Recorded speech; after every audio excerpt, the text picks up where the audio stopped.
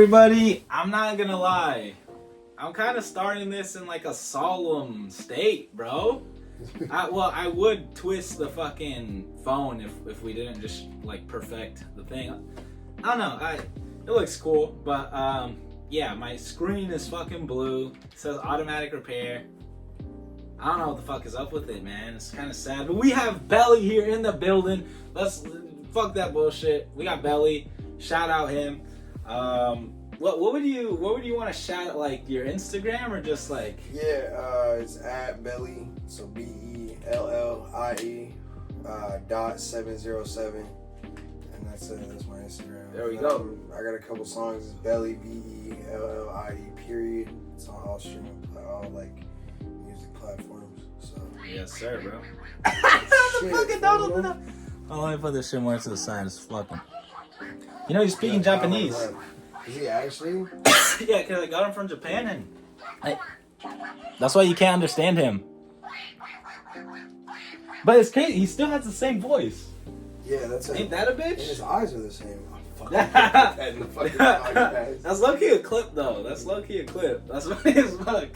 Dude, hey, that's the thing I was about to say to y'all. He like, honestly, he seemed kind of reserved in that intro, but like, he's a funny, silly ass dude. I'm a fucking menace to Bellie society, is a bro. bundle of joy. Yeah. But fucking yeah, shit, there's so much we could get into, but like That part, bro. first off, I mean, talented artist. I love his music. It's really good. You guys should go listen to it. Dude, the song with Fussboi, I gotta get him on a couch cast too, but Bro, Buzzby's that good song shit. fucking is hard. Something about your body is just making me sweat. Bro. But how do you go in your? I know how you go into the verse. I don't know the lyrics, but I love the way you stare Yeah. at me. Start the blood. yeah, that shit's fire. So- That shit needs to be on streaming services, Absolutely bro. does. I'm so sad it's not. Funny story with that. So in the background, when I say that you're so pretty, I might nut, and you can hear in the background there's like the high pitched voice. Busby, we're sitting there, and Busby's like, dude, you need to layer this vocal, and I'm like, what are you fucking talking about? Like what? Like, cause I was like, there's no way I'm layering me saying you're so pretty on my nut, right? Yeah. And he's like, I just want you to hit it with like the most high pitch possible. So we're in the studio. at He's his trying to crib. get Shout out you Busby. falsetto, say And nut. yeah, he's like, you're so pretty on my nut. So if you run that back and listen to it, that's my fucking me just screaming that. So like the whole room is dead silent because we have headphones on. And yeah, I just projected my voice, which it was fucking hilarious. If you just isolate that vocal in the song, it's hilarious. Dude, we got that's something that I love about like just the whole music process, like just those stories.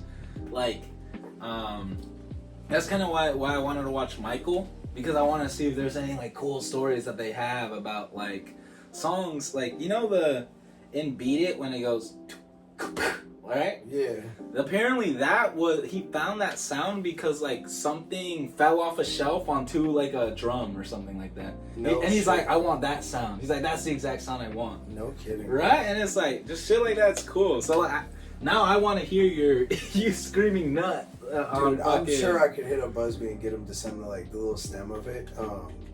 But yeah, it was definitely funny as fuck. And then, there's tons of Easter eggs in songs, like, and even just like when you make music, I feel like there's things that like I'll listen back to a song and like I could pinpoint something in my brain and be like, I remember when I was recording this, or like something associated with that part of the song. Yeah. That's kind of. I kind of wanted to do something like that for artists, like a Genius, and a lot of stuff like that. But I was just like, fuck, like I wanted to be from like a passionate place, because I was like, I feel like that could make me blow up, you know, also in the local scene. But I'm like, I don't want to do it for that reason. Right. I want to do it because I actually want to do it and help people. But it's like right now I kind of have to build my shit, and Right. you know, sometimes you kind of have to act selfishly, you know, just to get your shit on. But like I hella would, like, if content was my full-time thing. Yeah. Because, you know, you'd have way more time. I could do this, blog, boom, I go work with some artists, boom, come back, you know, but, you know, you gotta work. Yeah, and you gotta work, you know, so it's like. That part. Yeah, and that's, I mean, I just had a fucking heart attack a month ago, so I'm not working right now. But I'm trying to get into the trades, bro. Like that's real. The trades. Yeah, I mean, that's fire. I used to paint when I lived on the East Coast. I was doing painting, so mostly interior. We didn't do a lot of exterior shit, but I enjoyed it. And then I grew up with like carpenters in my family. Like my pops is a carpenter. His dad was a carpenter. Like most of my cousins do trade work. So it's just kind of ingrained in me. Yeah. I was way too fucking funny in middle school. So here I am. But, yeah. And it pays good. There's not a lot of people that want to work hard anymore, man. And it's like that's true. Not necessarily that like beating the shit out of your body is like it's not even that, but just like at a fast food restaurant, some people like will not treat you with like good customer service or shit like that. That part. Like even just in a small thing like that. Yeah. So like they don't even want to do that. I can't even imagine what they do on a construction site. I mean, there's definitely a lot of banter that goes around. It's a cool work environment, especially if you have like a dark sense of humor. And if like, cause my cousin like got into that, and he's like, but I fell in love with it. I fell in love with the craft and all that, like actually wanting to get better at it and shit like that. So I was also that too. And there's so much to learn when it comes to trades. Like my pops, he's primarily a carpenter. He's a journeyman. But there's a lot of like especially because he's from Maine. Like we moved from Maine when I was like 11, and like over there his dad owned like a small construction business, so it was him, like my grandfather, my dad, and my dad's brother. So basically him and his two sons. And like my grandfather knows like a little bit of electrician shit. He knows like quite a bit of plumbing. But what's funny is the house that we grew up in, like his house that like I lived in for a large like portion of my life, fucking never finished. And they have a phrase where like a carpenter's house is never finished. And it's because like I don't know what the reasoning behind it is, but like there was always just something that was not fucking finished in the house. Like there'd be like a room that needed drywall, and then there'd be like insulation hanging out, and it's like you know how to fucking do this. Why aren't you doing it? Who even knows? It was cool growing up in Maine, but it wasn't like I like it out here way more. Yeah, it's like there's a lot more shit's happening around here, right? Yeah, like there's just more activities. I was born in Portland, and then for like first like 11 years of my life, I lived in this very very small town called New Gloucester. Oh my god! You don't make it out of towns like that. No, you don't. You don't make it out of towns just driving through it, bro. Like it's basically the place where like hillbillies go to die, and like it's rough, dude. Like, and it's very like small. Now it's more like PTA. Like there's a lot of people moving there, so like PTA, dude. Like the school shit. Yeah, bro. Like there's, I mean, the school there is a fucking shit show. Me and the homies used to like, me and this kid Ethan especially. We'd like shout out Ethan Machino if you're fucking watching this. But I'm gonna send this shit to him. I was about to say. Like, so I moved to California when I was 11, and then when I was like 13 or 14, I moved back to Maine for a little bit. And so like I came out here like already like total culture shock. Yeah. And I was like kind of a heathen at that point, like just an idiot. Like used to eat a lot of Xans in high school. I mean, it was just that period of time. And next days. So I moved back to Maine. And I'm like, this fucking school is not shit. You know what I mean? Like, I'm just being like an idiot. So me and this kid Ethan, like, we were both just like dumbasses, and we just take off. So mind you, it's in this. So mind you, New Gloucester is such a small town that there's another city next to it, or another town called Gray, and both towns go to the same school because of how small it is. Yeah, so it's called G&G High School. It's called Great New Gloucester High. And it's directly adjacent to the middle school. They're on the same road. Yeah. And so we, like, middle of winter, dude, and me and this kid Ethan and this kid Dustin, we'd fucking take off from school.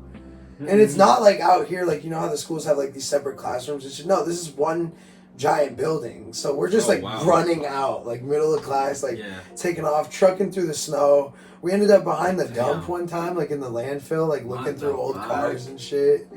Like just weird, like there's nothing to do there. And so but I feel like that shit like that's beautiful, because it's like, that's a memory you'll always remember. And it's like that it's better you know that's shit that you look fondly more on like then if I think about it, I was just in school the whole time. You know, I wasn't doing shit. I was depressed. Yeah, I just wish I had paid attention more because I can't do long division for shit, bro. But like, well, I mean, you don't even need that. Like, that's the thing. You do not need, especially no, you don't. Being an artist too. Yeah, I'm not dividing, dude. anything. Fuck that bullshit. You missed out on shit you weren't gonna need anyways in life.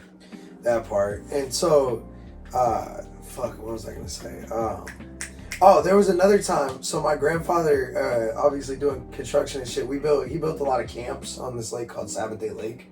Like, wow. as one of his clients, he would like maintain their camp, and they were barely up there. They live in New Hampshire, so that's like 2-3 hours away. So we like pretty much had free access to this camp whenever we wanted. Like, as long as they weren't there, we were welcome to use it. Like, family wise, we just had to check in with them. Wow. And so my grandfather, when I moved back, I was staying with him, and we were at this camp, and me and Dustin and Ethan found this fool's liquor cabinet, like the dude who owned the camp.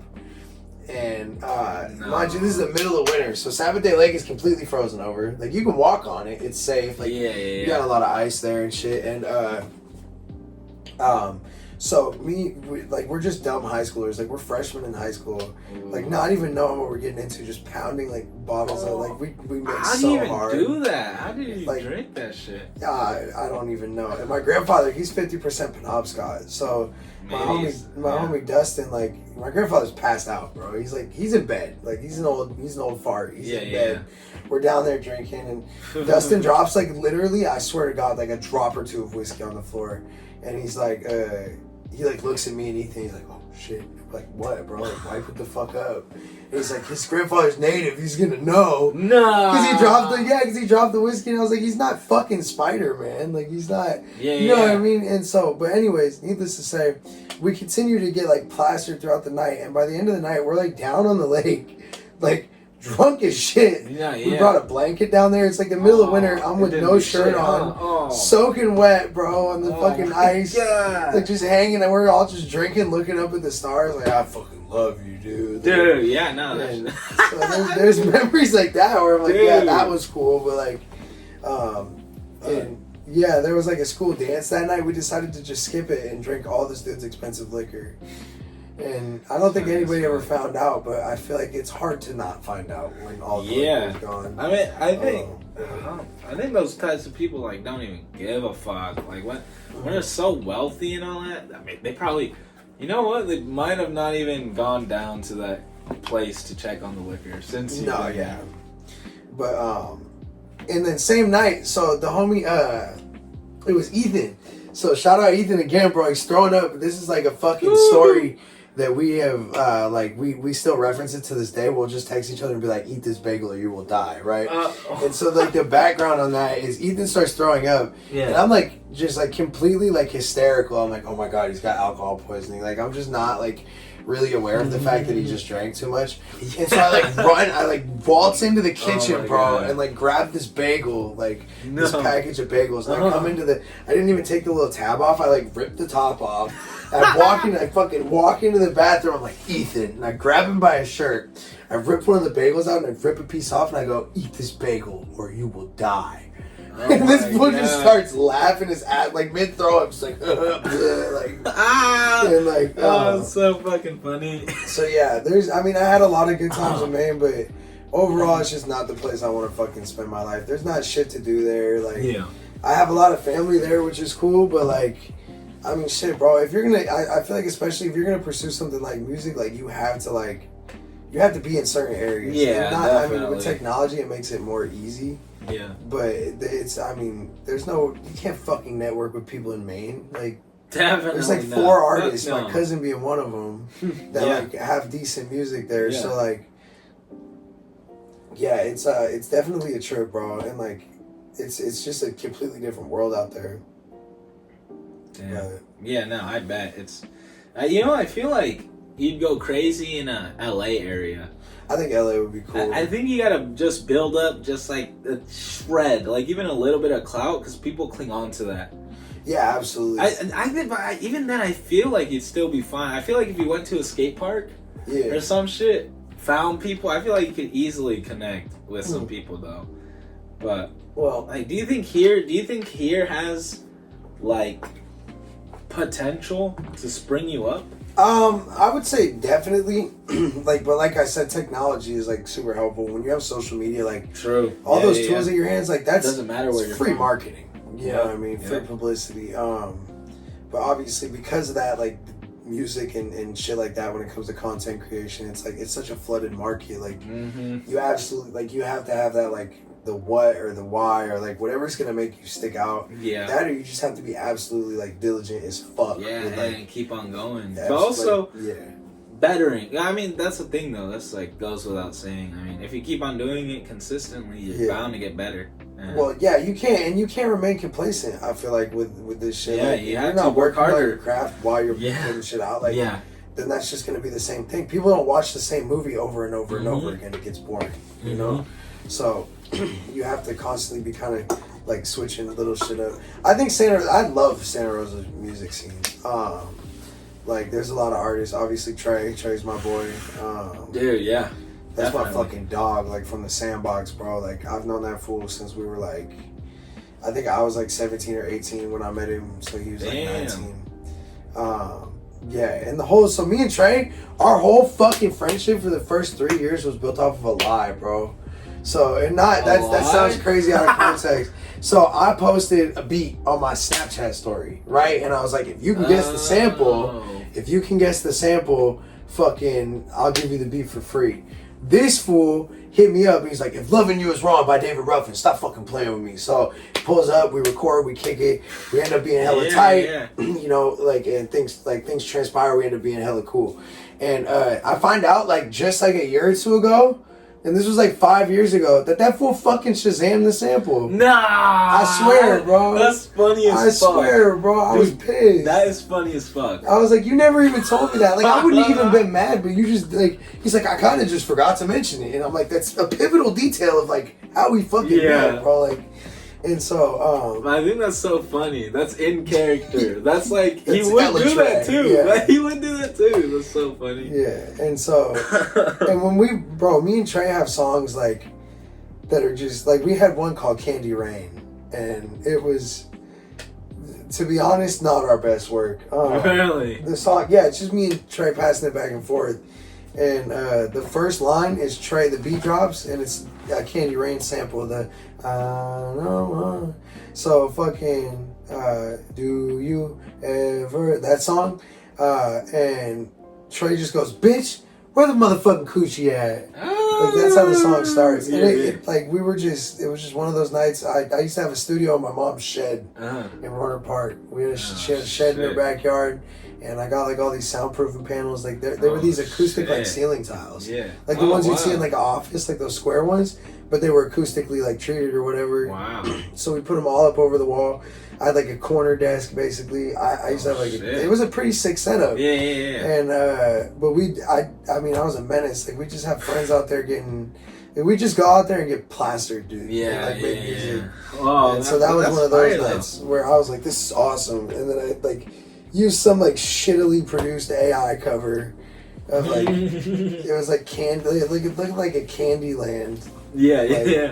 And we dropped it, and I'm so glad that I don't have that distro kit anymore because, dude, that'd be on your shit basically on your discography. Yeah, like I used to go by this artist named Manic.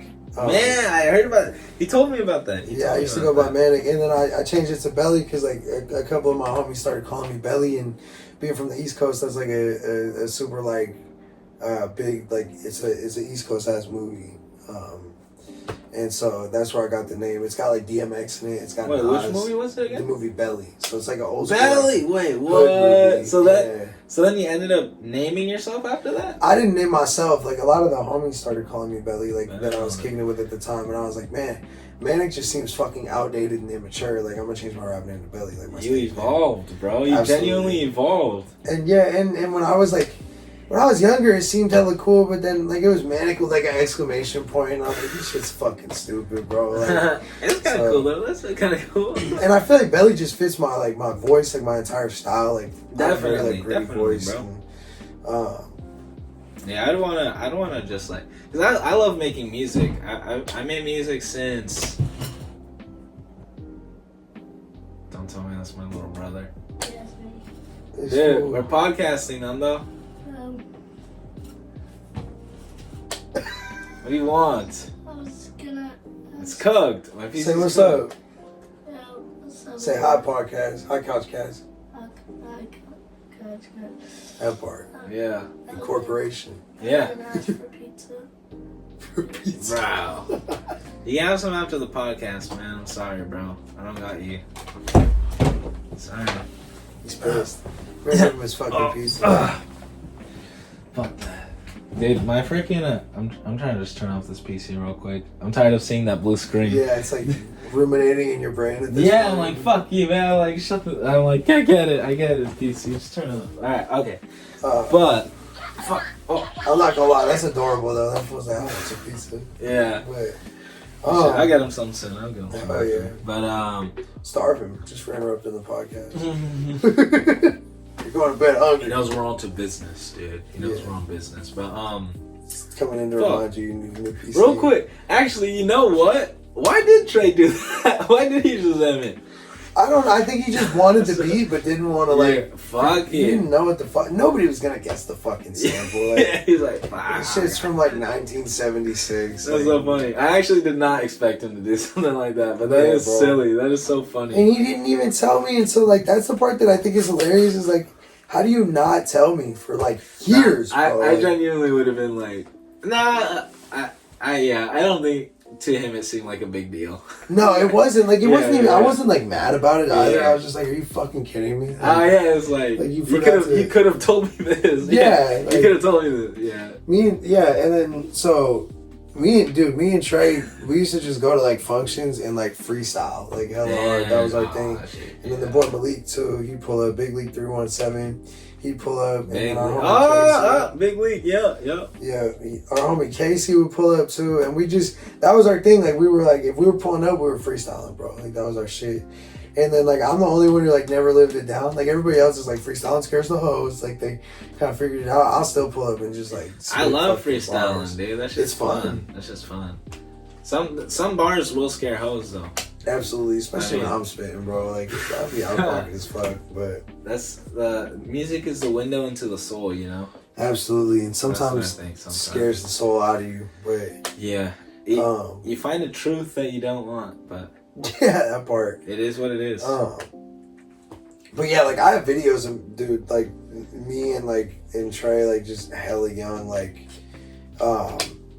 just spitting bars. Like, there's one, and we're, like, sitting at a table, and it was this girl's house that we used to all go and party at, and it's just, dude, we were just fucking on one. And that's what it was for, like, going crazy. for the primary, like, start of my friendship with a lot of the people I still, like, am tight with. We were just young and, like, partying, and then we like, would freestyle a lot. We'd make songs here and there, and then, like, you know, a couple of us were like, bro, we're like gonna take this shit seriously. Like, we actually have something with this shit. And when you see the way people, like, engage, like, when I perform or when Trey performs or, like, when the homies perform, like, that's like a high that, like, it's uncanny, bro.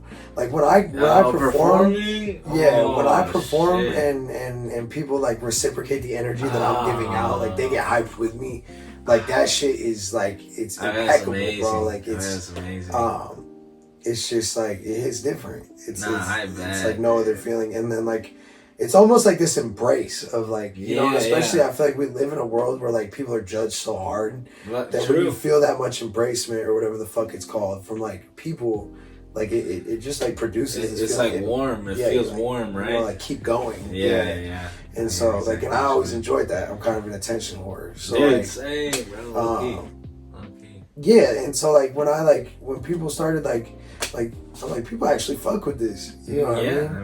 And so it was just something where I was always like, yeah, I kind of want the spotlight on me. Like, you know? Fuck yeah. And it was dope, bro. And especially, I feel like I was a better freestyler when I was younger than I am now. Really? I just don't do it as much anymore. But yeah, I mean, I used to be just wicked with it, bro, because that's all I did. Yeah, dude. For like years. Like I was still like I was hanging out with Trey last night. And we're at the Belvedere, bro. Like we're at this bar like downtown. Yeah. Oh, didn't he post the first Jaeger bomb or something like that? Yup. Yeah.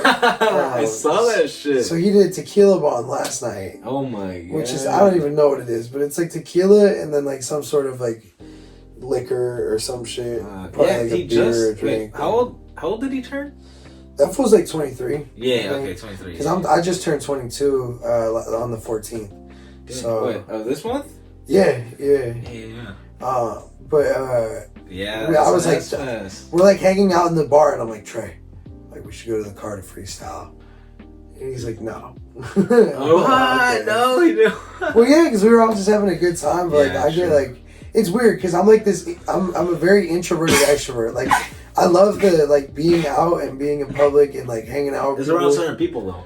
That part, yeah. And like, but there's also the aspect of like my battery like drains, and sometimes I just need like a little quick like motor break almost to get it back up to normal. Yeah, if you hang out with people too much and shit, like.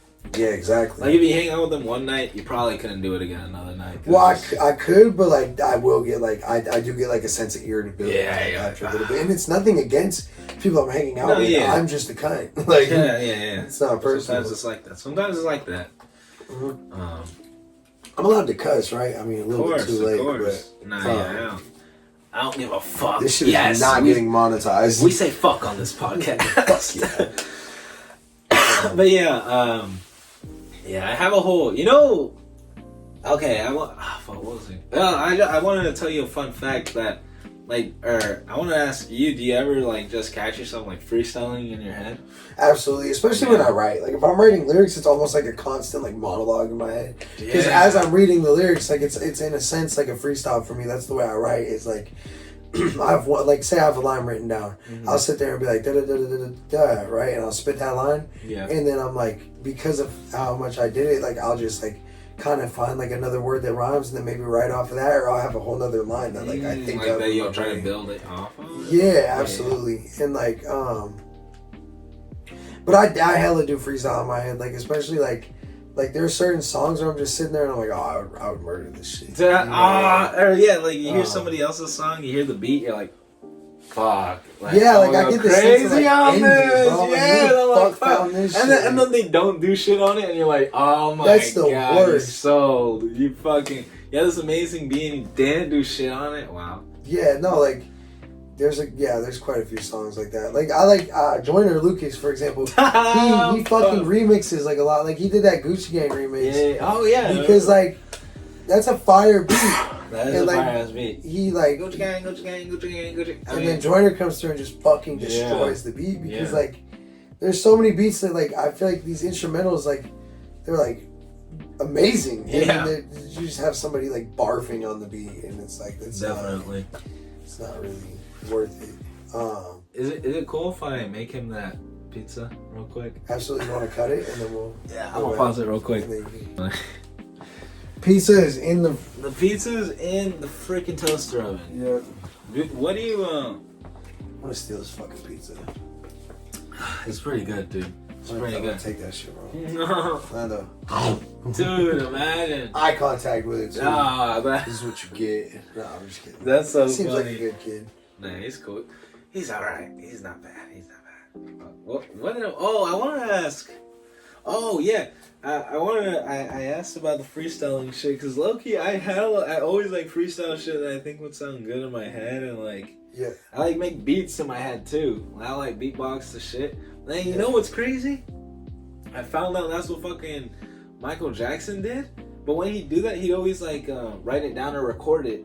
A voice memo. Yeah, almost, to then make the actual beat. He's done that for songs. I don't know about Beat It, but some big songs. He talked about it in an interview where he's like, so what song do you do for this? And he would name the song and they're like, oh, could you do it? And he beatbox what he originally thought. Kidding. It's cool, dude. So then they create the instrumental based on that. Yeah. So now I'm starting to record my shit because I'm if I want to make beats, I already have a rhythm and all that shit. I just need to put it up.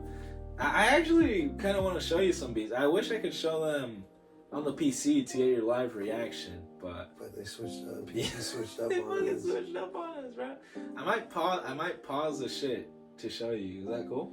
Yeah, if it'll start up. Because that's how I'm not like a great producer. Oh, but I get some tips. Like it does show like good tips, useful shit. Yeah, like it'll show you like the basics, like because that shit's hella gas, and it'll teach you like a little bit of music theory. Yeah. And you don't even need music theory really to produce. You don't. That's what Rick Rubin. Rubin. Do you know who Rick Rubin is? Yeah. Yeah, he's like, I have like, no big ass producer. Yeah, he's like, I have no actual knowledge of the shit. He's like, I just work off here. Yeah, literally, bro. That's how it is, bro. But FL is like super user friendly. So if that's what you're going for, that's like, I mean, that's what I recommend. Everybody I know that produces uses FL. Really? Aside from Hano. Hano uses Ableton. Well, he would. He's like a rare breed, bro. Like he reminds me of Stoicism, even though I don't know anything about him. He's a cool dude, bro. Yeah. He's like one of the realest dudes I've met.